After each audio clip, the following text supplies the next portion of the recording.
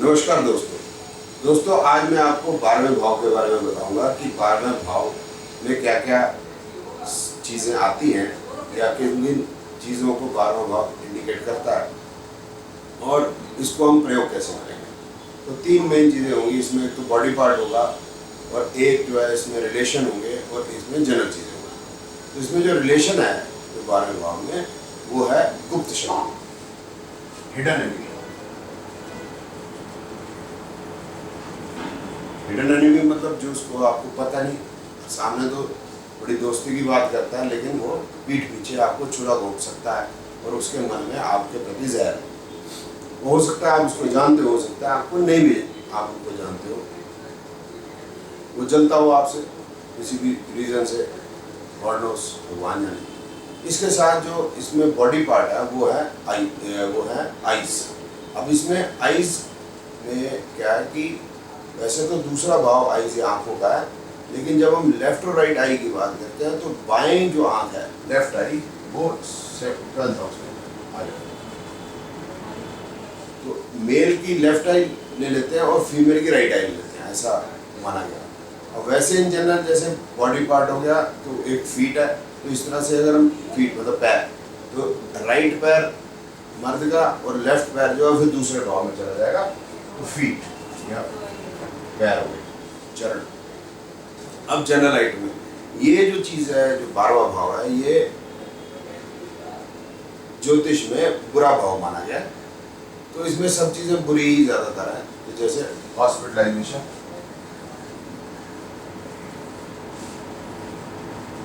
Loss, expenditure,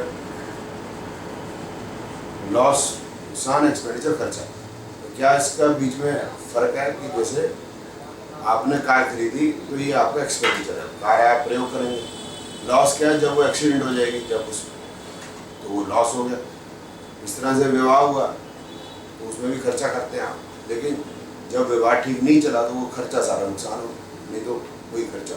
फिर वो खर्चा हो तो खर्चा तो करना ही, कपड़े खरीदे तो खर्चा, तो कपड़ा फट गया तो नुकसान। इसके साथ है इसमें डेथ, मौत, मोक्ष का भी है।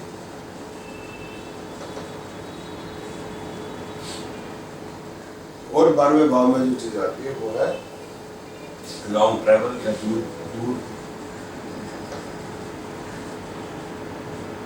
दूर यात्रा है या विदेश की यात्रा है, और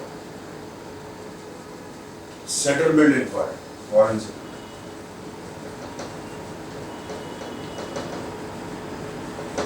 बारहवें भाव जैसे मीन राशि है वो, अब वो गहराई की बात भी होती है, तो जो चीजें पता नहीं है, जैसे डेथ भी है पता नहीं है, तो वो सब चीजें जिन या वो जो एजुकेशन जो फ्यूचर के बारे में बताई जो पता नहीं है, जैसे एस्ट्रोलॉजी है या अकल्ट साइंस है, वो सारी की सारी जो है वो भी 12वें भाव में आएगी। ठीक, तो ज्यादातर इसमें बुरी चीजें है जैसे हिडन एनिमी, गुप्त शत्रु, हॉस्पिटलाइजेशन, हॉस्पिटल जाना, तो कोई बड़ी बड़ी बीमारी है तभी आदमी जाएगा, मौत, लॉस, एक्सपेंडिचर, खर्चा, नुकसान, लंबी दूरी की यात्रा, फॉरेन सेटलमेंट आजकल बुरी नहीं मानी जाती। ऑकल्ट साइंस मतलब ये इसके अंदर इंटरेस्ट जो है ये भी जो है ये इसी में आएगा। और एक चीज़ होगा इसमें जो है कन्फाइनमेंट एंड जेल। कन्फाइनमेंट मतलब जैसे अबडक्शन, जैसे किसी को अगवा करके, तो वो भी 12वें भाव से देखा जाएगा और जेल भी 12वें भाव से देखी जाएगी।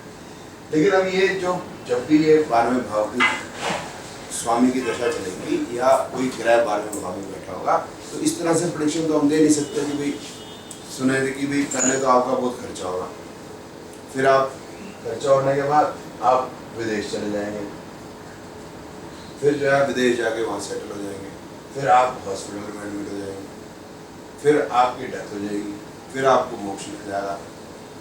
ऐसा तो होगा नहीं। और इसमें कोई एक आधी चीज़ बुरी भी हो सकती है, और ये भी होता है कि कई बार चीज़ें अच्छी भी हो रही है। वो ज़्यादातर यही हो रहा था कि ये प्रेडिक्शन हमारी बैठती है। तो ऐसा क्यों है और अब इस 12वें भाव को हम कैसे प्रयोग करेंगे, अब वो मैं आपको समझा रहा हूँ।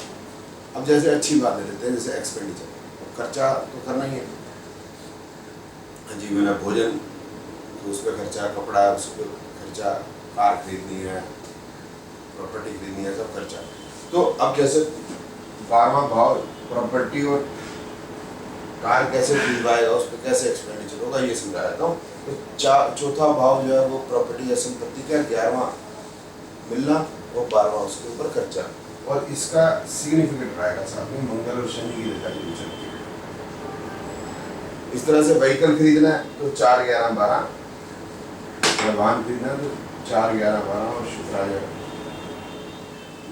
अब आ जाते हैं हम बुरी चीज़ों पर, जैसे हम कह देते हैं हॉस्पिटलाइजेशन। 1, 6, 12, 1 शरीर, 6 बीमारी, 12 हॉस्पिटल। 1, 6, 8, 12, 1, 8, 12 तो 8 सर्जरी आ गई। तो अब इसमें सर्जरी भी होगी जब हॉस्पिटल पहुंचेंगे, जब ये कॉम्बिनेशन आएगी। अब इसके बाद हम कह देते हैं कि दूर देश की यात्रा में, तो 9वां भी दूर देश का है और 12वां भी। तो 9, 12 अथवा 3, 9, 12 भाव चलेंगे तब। अब ये कैसे चलेंगे ये समझते, जैसे मैंने बताया 4, 11, ठीक है। अब 4, 11, 12 हम कैसे इसको जस्टिफाई करेंगे।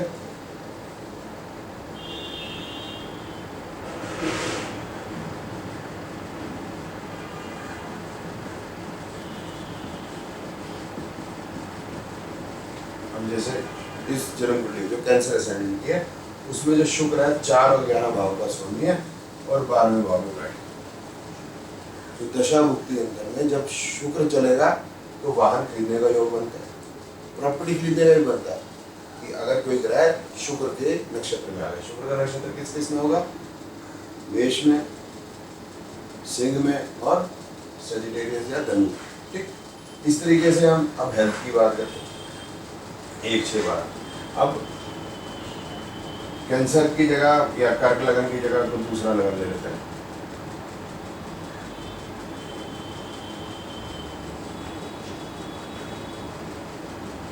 वृष लगन ले लेते हैं।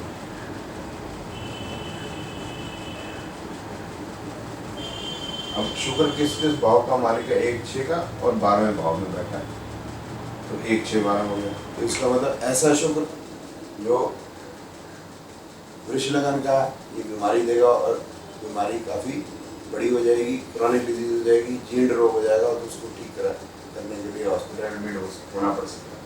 3, 9, 12